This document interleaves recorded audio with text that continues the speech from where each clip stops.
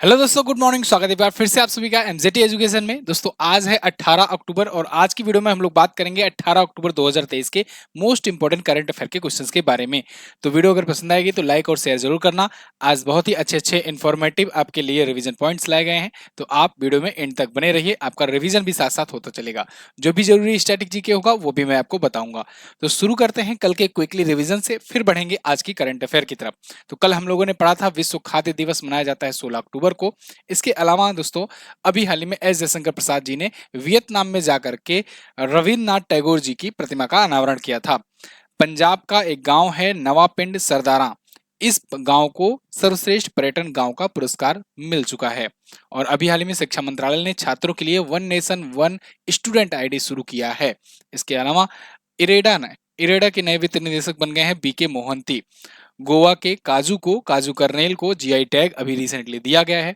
और पूर्व मुख्य चुनाव आयुक्त एमएस गिल जी का निधन हो गया है, इन्हें मिल चुका था पद्म विभूषण। ओलंपिक की मेजबानी के लिए भारत दावेदारी पेश करेगा 2036 में जो होगा। और अंतरराष्ट्रीय ओलंपिक कमेटी ने लॉस एंजल्स ओलंपिक में क्रिकेट समेत कुल 5 गेम शामिल करने की घोषणा की है। और अभी हाल ही में पीयूष गोयल जो कि केंद्रीय मंत्री हैं, उन्होंने नई दिल्ली में राष्ट्रीय बौद्धिक संपदा पुरस्कार प्रदान किए हैं। ये तो टॉप 10 करंट अफेयर के वन लाइनर क्वेश्चन थे जिनका आपने किया क्विकली रिवीजन। अब डिटेल अगर जानना हो तो कल की वीडियो देखें। आज की करंट अफेयर को शुरू करें इससे पहले आपको बता दूं, एमजेटी ऐप पर इसकी पीडीएफ मिलेगी डिटेल वाली, तो आप वहां से पीडीएफ जरूर डाउनलोड कीजिए। इसकी क्विज भी वहां पर लगा लिया कीजिए, बिल्कुल फ्री ऑफ कॉस्ट है। चलिए पहला क्वेश्चन, अंतर्राष्ट्रीय गरीबी उन्मूलन दिवस कब मनाया जाता है? तो अंतर्राष्ट्रीय गरीबी उन्मूलन दिवस ये मनाया जाता है प्रत्येक वर्ष 17 अक्टूबर को। 17 अक्टूबर को international day for the eradication of poverty ये मनाया जाता है, यानी गरीबी को खत्म करना, गरीबी को का उन्मूलन करना पूरी दुनिया से, पूरे विश्व से, पूरे समाज से, यही इस दिवस का उद्देश्य है। कैसे गरीबी खत्म की जाए? रोजगार के चीजें दे करके, एक मिनिमम वेज मनी दे करके, बहुत सारे ऐसे तरीके हैं जिससे गरीबी से थोड़ा कमी या कहें कि गरीबी से थोड़ा राहत दी जा सकती है। तो फिलहाल दुनिया भर में इसके प्रति अवेयरनेस फैलाने के लिए, खास करके विकासशील जो देश हैं उनमें गरीबों की मदद करने के लिए ये दिवस मनाया जाता है। 1992 में यूएनजीए की जब बैठक हुई यूनाइटेड नेशन की जनरल असेंबली की, तब इसकी घोषणा की गई। उसके बाद अगले साल से ही ये मनाया जाना शुरू हो गया, यानी 1993 से। थीम इस बार की है decent work and social protection, putting dignity into the practice for all, ये थीम है। अब बात करते हैं, यहाँ पर देखिएगा आप, अक्टूबर महीने के सभी महत्वपूर्ण दिवस हैं। इनको आप लोग नोट डाउन करना चाहें तो नोट डाउन कर सकते हैं वीडियो को पॉज करके। कल मैंने रिवीजन कराया था आपका। तो आज आगे बढ़ते हैं। श्रमिकों के लिए न्यूनतम मजदूरी सुनिश्चित करने वाला देश का पहला राज्य कौन बना? देखिए ये भी एक तरीका है, ये भी एक तरीका है गरीबी को कम करने का या कहें खत्म करने का। क्या? कि जो मजदूरी है, जो न्यूनतम मजदूरी है उसको एक फिक्स किया जाए, एक रिस्पेक्टिव अमाउंट दे करके। तो देखो ये करने वाला पहला राज्य कौन बन गया है? झारखंड। झारखंड ने अभी रिसेंटली अनाउंस किया है कि वो श्रमिकों के लिए न्यूनतम मजदूरी सुनिश्चित कर देगा, मतलब फिक्स कर देगा। ऐसा करने वाला ये देश का बन गया है पहला राज्य। यहीं पर मैं क्लियर कर दूं, देखो मिनिमम वेज के लिए या न्यूनतम मजदूरी के लिए विधेयक लाने वाला पहला राज्य मैंने कुछ महीनों पहले आपको बताया था, राजस्थान। तो राजस्थान एक्चुअली में विधेयक लाया हुआ है, विधेयक यानी बिल लाया हुआ है। जब वो एक्ट बनेगा वहां पर, जब मतलब पूरा पारित होगा, जब लागू होगा, उसमें भी समय है। लेकिन इससे पहले इन्होंने बिना विधेयक लाए ही डायरेक्टली नोटिफिकेशन के जरिए इन्होंने अनाउंस कर दिया कि हम ये लागू कर रहे हैं, मतलब इसके लिए कोई संशोधन कोई वो नहीं करवाएंगे। तो डायरेक्ट इन्होंने लागू कर दिया, तो इसलिए ये बन गया पहला राज्य। ठीक है, तो चलो अगर उसके लिए बिल लाने वाली बात की जाए तो राजस्थान बताएंगे, और अगर लागू करने वाला पहला राज्य बताया जाए तो आप बताएंगे झारखंड। तो झारखंड देश का पहला राज्य होगा जहां कॉन्ट्रैक्ट या कमीशन पर काम करने वाले जितने भी कर्मचारी होंगे उनकी मिनिमम वेज जो होगी, न्यूनतम मजदूरी, वो फिक्स होगी। अच्छा, अब इन्होंने कहा है कि हम 3 कैटेगरी इसके लिए बनाएंगे। भाई मजदूरी क्या, मजदूरी अलग अलग स्किलफुल के लोगों के लिए भी तो हो सकती है। कोई है स्किलफुल है तो उसकी अलग कैटेगरी होगी, कोई कम स्किलफुल है तो उसकी अलग कैटेगरी होगी। ऐसे ऐसे इन्होंने 3 कैटेगरी बनाई हुई है, और तीनों कैटेगरी में न्यूनतम मजदूरी इन्होंने फिक्स किया हुआ है। ठीक है, इसके साथ ही इन्होंने ये भी कहा है कि आगे आने वाले दिनों में स्विगी, जोमेटो, ओला, उबर, इन सब के मतलब जो गिग वर्कर्स हैं, इनके लिए भी ये इस दायरे में इनको भी ला देंगे। मतलब उनको भी ये उतना रिस्पेक्टिव अमाउंट मिनिमम दिलवाएंगे कि उतना, चाहे ये कंपनियां जो हैं, जो जहां पर भी इनके वर्कर काम करते हैं, उनको मिनिमम इतना तो मिलना चाहिए। तो ये झारखंड का बहुत ही अच्छा इनिशिएटिव है झारखंड के बारे में जानोगे अगर आप देखोगे यहाँ पर है झारखंड बिहार से ही अलग हुआ था। ये 15 नवंबर को सन 2000 को अलग हुआ था। देखो 26वां 27वां और 28वां ये तीनों राज्य एक ही महीने में 15 दिन के अंदर अंदर अलग हुए थे। 26वां राज्य बना था छत्तीसगढ़, मध्य प्रदेश से अलग हुआ था 1 नवंबर सन 2000 को। 27वां राज्य बना था उत्तराखंड, ये उत्तर प्रदेश से अलग हुआ था 9 नवंबर को यानी कि 8 दिन बाद। और उसके बाद 6 दिन बाद यानी 15 नवंबर को बिहार से झारखंड अलग हो गया था, ठीक है, सन 2000 में। तो ये 15 दिन के अंदर तीन राज्य अलग हुए थे, 26वां 27वां और 28वां। बाकी 29वां राज्य तेलंगाना बना था 2 जून 2014 को, आप जानते ही हो। फिर उसके बाद जम्मू कश्मीर जो है ये यूनियन टेरिटरी बन गया, तो फिर से संख्या 28 हो गई। हेमंत सोरेन जी झारखंड मुक्ति मोर्चा पार्टी से यहाँ के सीएम हैं। गवर्नर हैं सीपी राधाकृष्णन जी, इनका नाम याद रखना, ये नए राज्यपाल बनाए गए हैं। अच्छा जी, यहाँ पर अगर हम लोग नेशनल पार्क की बात करें तो बेतला नेशनल पार्क है, पलामू वन्य अभयारण्य है। पलामू कई बार एग्जाम में पूछा गया है, ये पूछा जाएगा। हजारीबाग राष्ट्रीय उद्यान भी है, हजारीबाग झील भी है यहाँ पर।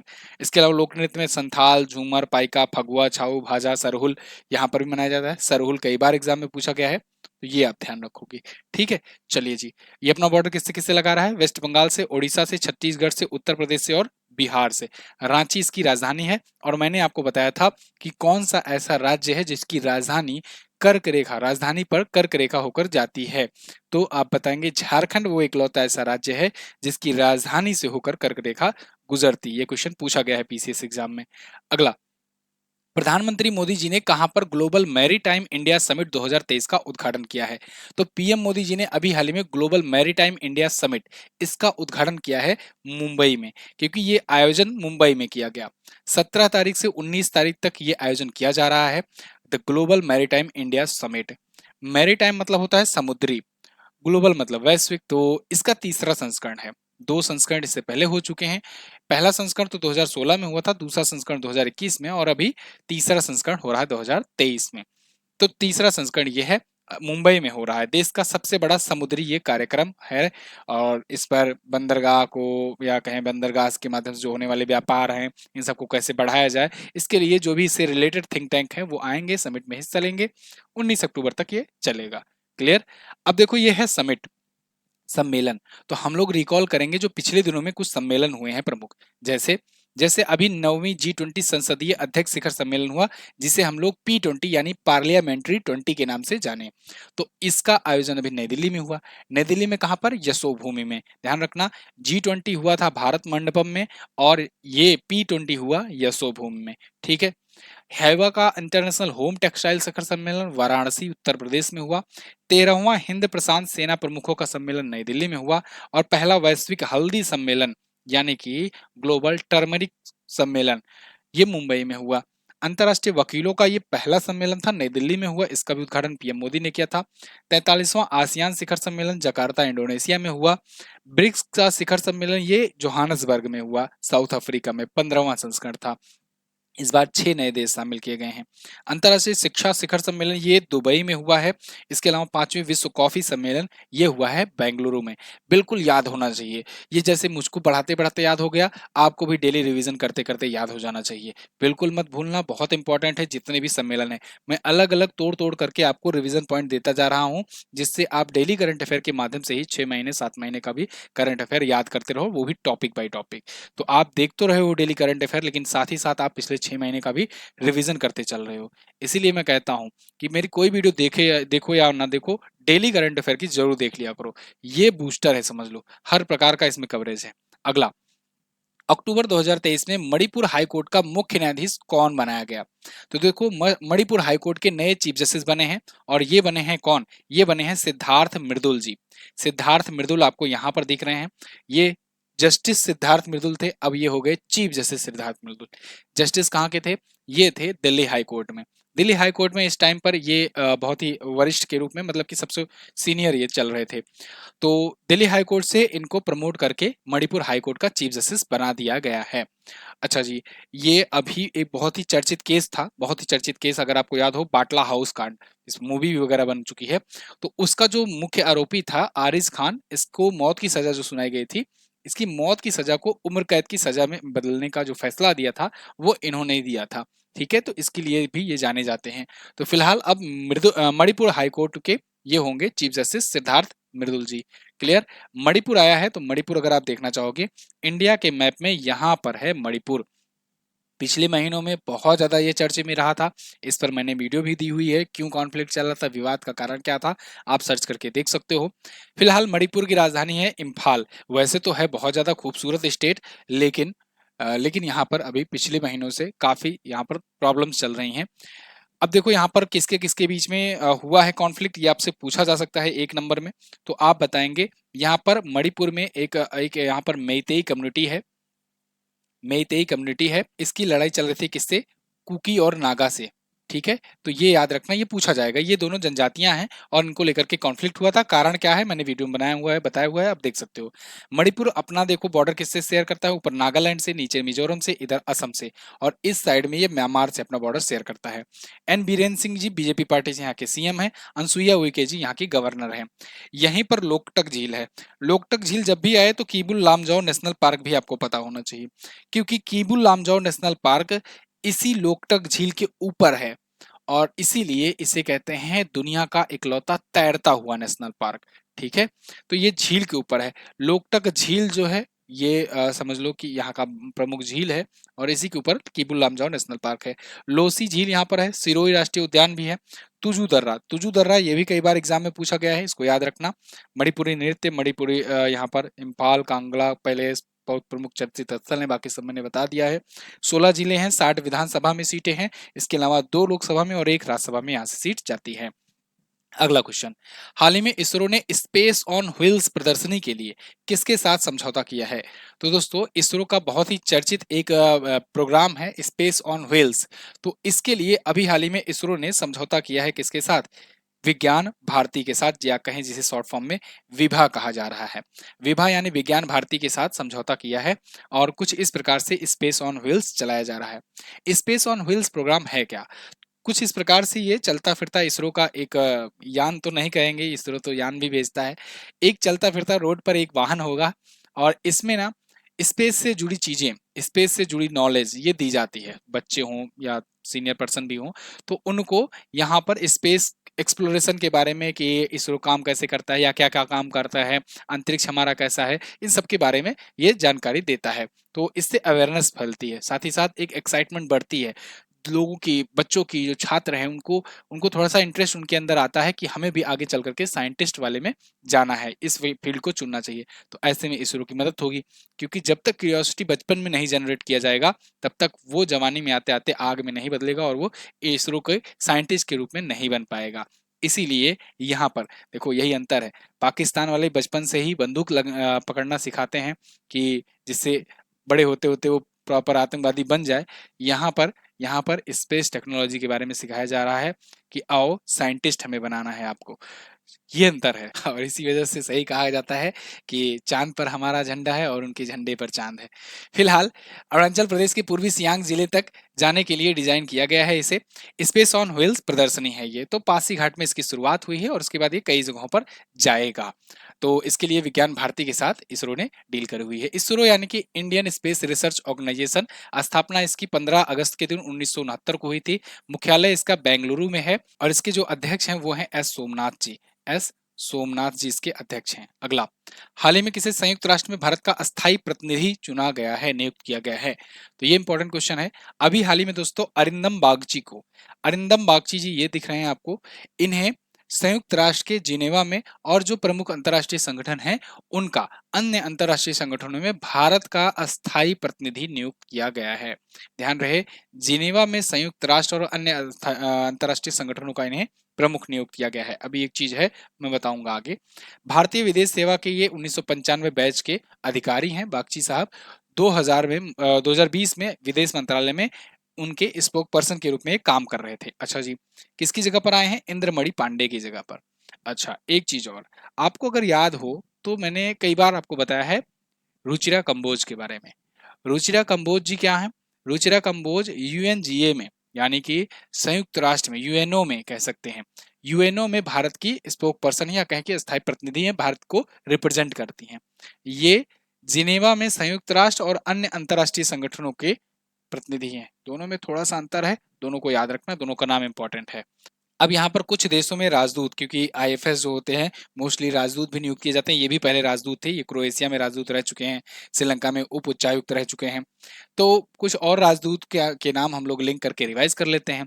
मृदुल कुमार को अभी लिंक टेस्टिन में नियुक्त किया गया है राजदूत। सुमित सेठ जी निकारागुआ में नियुक्त किए गए। विदु सपकाल को बोलीविया में नियुक्त किया गया है। ये सब वे देश हैं जहां पर भारतीय राजदूत के रूप में इन्हें नियुक्त किया गया है, ठीक है ना। चलिए, इरशाद अहमद सीरिया में नियुक्त किए गए हैं। प्रभात कुमार को दक्षिण अफ्रीका में, नामंग्या खाम्प्या ये सोमालिया में, संदीप चक्रवर्ती साहब इंडोनेशिया में, तरनजीत सिंह संधू ये अमेरिका में भारतीय राजदूत हैं। अभी नियुक्ति तो नहीं हुई है, मतलब नई नियुक्ति नहीं है, लेकिन ये दोनों इंपॉर्टेंट है, क्योंकि अमेरिका और रसिया में कौन है भारत का ये आपको पता होना चाहिए। तो रसिया में पवन कपूर है और अमेरिका में है तरनजीत सिंह संधू। क्लियर। नवरात्रि ऑफर के बारे में आपको बता दूं दोस्तों, ऑफर चल रहा है और ये ऑफर जो है जल्द ही समाप्त किया जाना है। तो इस ऑफर का फायदा उठाइए, दुर्गा 50 कूपन कोड यूज कीजिए एमजेटी ऐप पर जाकर। आपको हर एक हमारे जो पेड मटेरियल्स हैं वो 50% दाम पर मिलेंगे। और मैं आपसे सबसे कहूंगा, ये कोर्स लो या ना लो, आप ई बुक एक बार जरूर चेक करो। जो मंथली ई बुक्स आती है उसको जरूर चेक करो, खास करके वो लोग जो लोग नोट्स बनाते हैं, ठीक है, प्रॉपर तरीके से डेली डेली नोट्स बनाते हैं, या फिर वो लोग जो चाहते हैं महीने भर का कंटेंट एक जगह पर मिल जाए सिस्टमेटिक ढंग से, तो आपका काफी समय बच जाएगा, काफी चीजें आसान हो जाएंगी आपके लिए। और ये अभी 10 रुपए में है, तो मैं सबको कहूंगा एक बार जाकर के इसको ले करके देखो कि इसमें कंटेंट कैसा है, ठीक है। ले करके एक बार जरूर देखो, ये ऑफर्स वगैरह जब आते हैं इसका फायदा उठाया करो। बिहार एसएससी का भी बैच आ गया है, इसमें क्लासेस लगातार चल रही हैं। आप अगर लेना चाहें तो इस बैच को ज्वाइन कर सकते हैं। बड़ी वैकेंसी है और इसमें चांसेस भी आपके ज्यादा हैं, ठीक है, तो आप ज्वाइन कर सकते हो। बाकी अगर जीएस पढ़ना है तो आप जीएस सफलता बैच 2.0 ले सकते हैं। ब्रह्मोस ई बुक भी आई हुई है, जनवरी से सितंबर तक का पूरा पूरा कंटेंट है इसमें। 2150 क्वेश्चन है इसमें, पूरा का पूरा निचोड़ है, समझ लो। इससे बाहर से क्वेश्चन आपके नहीं आने हैं। अगर जनवरी से सितंबर तक का एक भी क्वेश्चन आया ना, इसके बाहर से नहीं आएगा, दावे के साथ, डंके की चोट के साथ मैं कह रहा हूँ, वीडियो में कह रहा हूँ। आप आकर के वीडियो में ही बाद में देख लेना, ठीक है। जो भी एग्जाम आप देने जा रहे हो सबके लिए है डिटेल एक्सप्लेनेशन क्वेश्चन आंसर के साथ। एमजेटी ऐप पर सारी चीजें मिलेंगी। आगे बढ़ते हैं। किस राज्य में भारत का पहला तिलापिया पारियो वायरस रिपोर्ट किया गया? तो दोस्तों, एक नए प्रकार का वायरस है, तमिलनाडु में अभी इसका पहला मामला देखने को मिला है। भारत तीसरा देश बन गया है ये इस वायरस का मामला पाने वाला।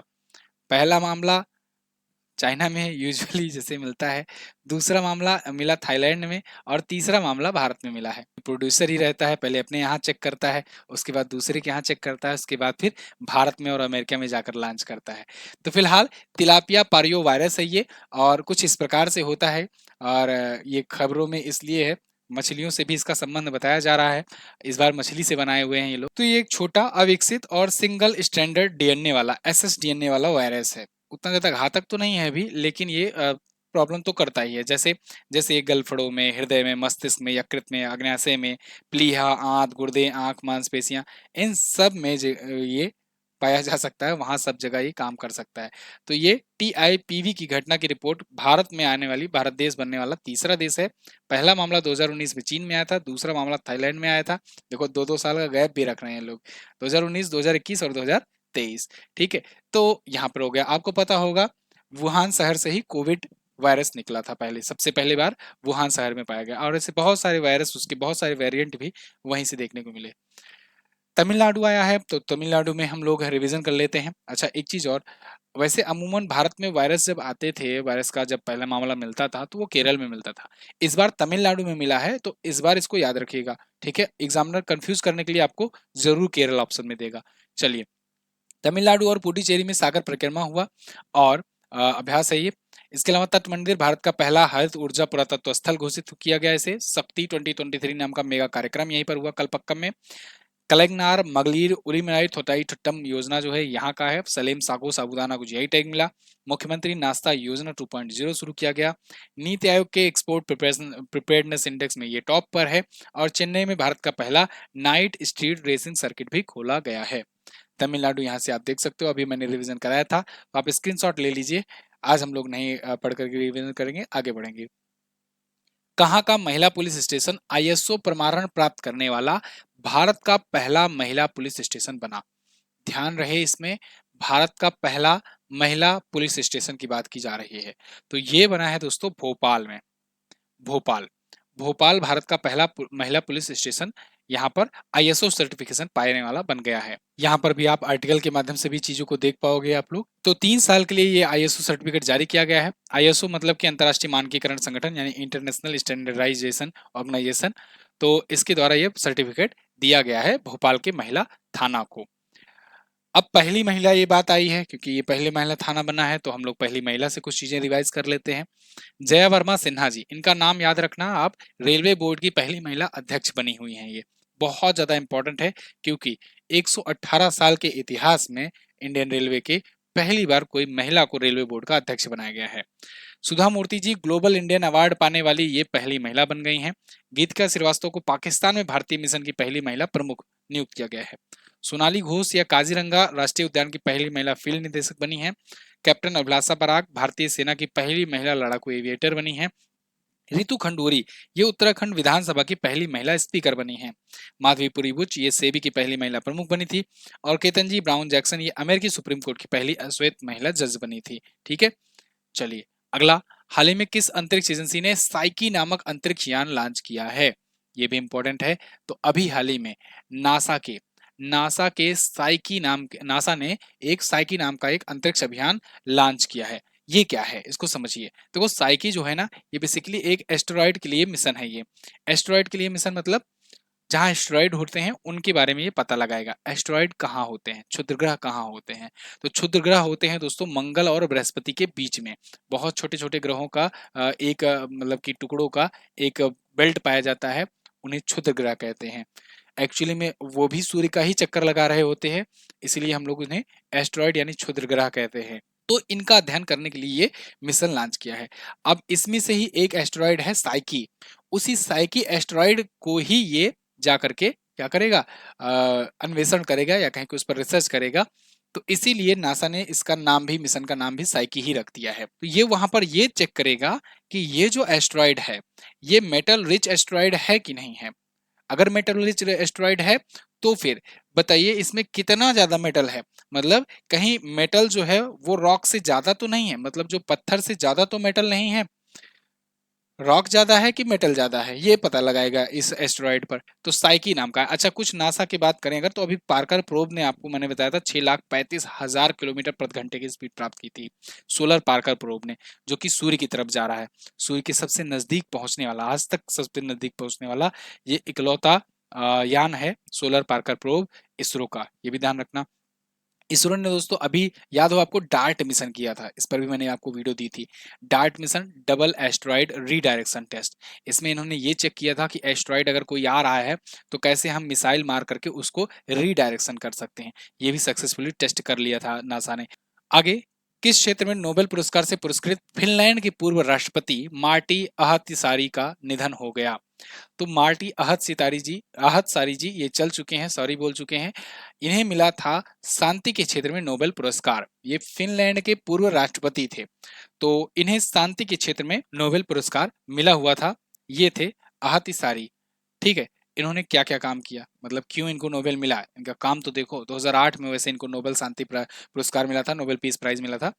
इन्होंने 1990 के दशक में कसोवो से सर्बिया की वापसी करवाई थी। इसके अलावा 1980 के दशक में नमीबिया की स्वतंत्रता में भी काफी ज्यादा कोशिश की। 2005 में इंडोनेशिया के आचे प्रांत की स्वायत्तता से संबंधित इन्होंने काम किए। 1990 के दशक में उत्तरी आयरलैंड में शांति प्रक्रिया में भी ये शामिल रहे। ऐसा लगता था यही भगवान है, यही सब करा रहे थे। फिलहाल जो भी है, इनको इन सब कामों के लिए नोबेल पीस प्राइज मिला। काफी पहुंचे हुए इंसान लगते हैं, फिलहाल हम तो नहीं जानते हैं इनको। मार्टी अहितसारी, आप में से कोई जानता होगा तो जरूर बताइएगा। फिनलैंड के पूर्व राष्ट्रपति थे। वैसे फिनलैंड की अभी के टाइम पर प्राइम मिनिस्टर कौन है, कमेंट करके बताइए। चलिए, अब ये नोबेल पीस प्राइज पाए हैं तो इस बार भी अभी नोबेल की घोषणा हो गई है, तो हम लोग थोड़ा सा रिवीजन कर ही लेते हैं। चिकित्सा, भौतिकी, रसायन, अर्थशास्त्र, इसके अलावा साहित्य और शांति, ये 6 क्षेत्रों में नोबेल पुरस्कार दिए जाते हैं। तो चिकित्सा के लिए दिया जाएगा इस बार कैटलिन कारिको को, ड्रू वीसमैन को दिया जाएगा, इन दोनों को दिया जाएगा, ठीक है ना। भौतिकी के लिए पियरे एगोस्टिनी को, फेरेंक क्रॉस को और एनी एल हुइलियर को दिया जाएगा। केमिस्ट्री के लिए मोंगी जो बोवेंडी को, लुइस इब्रस को और ओलेक्सी आई एकिमोव को दिया जाएगा। वहीं पर दोस्तों जॉन फोसे को साहित्य के लिए, इसके अलावा नरगिस मोहम्मदी को शांति के लिए और अर्थात क्लाउडिया गोल्डीन को दिया जाएगा। ये 6 क्षेत्रों का नोबेल पुरस्कार दिया जाना है। अनाउंसमेंट इसका होता है अक्टूबर महीने में, दिया जाता है 10 दिसंबर को। 10 दिसंबर को क्यों? क्योंकि अल्फ्रेड नोबेल, जिनके नाम पर ये नोबेल पुरस्कार दिया जा रहा है, जो डायनामाइट के आविष्कारक थे, उनकी पुण्यतिथि होती है 10 दिसंबर को, तो उनकी पुण्यतिथि पर ये दिया जाता है। अच्छा, शुरुआत कब से हुआ? 1900 से। शुरुआत 1900 से हुआ है। और इसके अलावा लास्ट वाला सबसे कौन सा जुड़ा था, तो आप बताएंगे सबसे लास्ट में अर्थशास्त्र का दिया जाना शुरू हुआ 1968 से। ठीक है, थैंक यू सो मच यहाँ तक वीडियो देखने के लिए। और ये पूरा 10 क्वेश्चन था आज का। आई होप आपको वीडियो पसंद आई होगी, इन्फॉर्मेटिव लगी होगी। अगर इन्फॉर्मेटिव लगी है तो इसको लाइक शेयर कीजिए, चैनल को सब्सक्राइब कीजिए। ऑफर का फायदा उठाइए एमजेटी ऐप पर जा करके, और दुर्गा 50 कूपन कोड यूज करना मत भूलना। अगर कोई डाउट है, कोई इशू आ रहा है, तो आप व्हाट्सएप का इस्तेमाल कर सकते हैं। वैसे व्हाट्सएप से याद आया, व्हाट्सएप चैनल भी आप हमारा ज्वाइन कीजिए। इस पर भी डेली आपका वन लाइनर एक तो भेजा जाता है रिवीजन के लिए। दूसरी चीज ये की जाती है कि उस पर दिन भर में जो भी कुछ अपडेट होती रहती है, जो भी लगता है कि इंपॉर्टेंट चीजें हैं आपको जाननी चाहिए, तो वो मैं वहां पर शेयर कर देता हूँ। जैसे कल समलैंगिक विवाद पर एक बहुत बड़ा फैसला आया सुप्रीम कोर्ट का, तो वो मैंने शेयर किया था। ऐसे ही जो भी कोई मुद्दे होते हैं वो वहां पर शेयर किया जाता रहता है। तो आप समझ लो समय से पहले वहां पर क्वेश्चंस पा जाओगे, है ना। तो आप व्हाट्सएप चैनल ज्वाइन कीजिए, लिंक डिस्क्रिप्शन में मिल जाएगा या फिर पिन कमेंट में मिलेगा। टेलीग्राम ग्रुप भी आप ज्वाइन कीजिए। अच्छा, मंथली करंट अफेयर वीडियो आ चुकी है 1 से 15 तक की दिनों की, तो आप उसको सर्च करके जाकर देखिए। इस बार वीडियो सेक्शन में नहीं देखिएगा, लाइव सेक्शन में जाकर देखिएगा, तो आपको मिलेगी, क्योंकि इस बार कल हम लोगों ने लाइव लेकर के वो क्लास खत्म की थी। चलिए, तो लास्ट डे का मैंने क्वेश्चन पूछा था आपसे, नेट शून्य होने के लिए भारत ने कब तक का लक्ष्य रखा है? 2070 का। चाइना ने 2060 का रखा है। अमेरिका ने 2050 का। कौन सी पुस्तक भारत के पूर्व राष्ट्रपति डॉक्टर एपीजे अब्दुल कलाम जी के द्वारा लिखी गई है? विंग्स ऑफ फायर भी लिखा है इन्होंने, टर्निंग पॉइंट भी लिखा है, इंडोमिटेबल स्पिरिट भी लिखा है। तो all of these is correct option. आज आपको क्या बताना है? वैश्विक नवाचार सूचकांक में भारत की रैंक क्या है? कल की जो करंट अफेयर मंथली है ना, उसको अगर देखोगे तो मैंने इंडेक्स और रैंकिंग बहुत ज्यादा अच्छे से कवर कराया हुआ है, अब देखना जरूर। प्रसिद्ध पुस्तक एन इंडियन सक्सेस स्टोरी, इसको लिखा किसने है, ये भी बता दीजिएगा। यहाँ तक वीडियो देखने के लिए बहुत बहुत धन्यवाद। और बस, थैंक यू सो मच। जय हिंद, वंदे मातरम।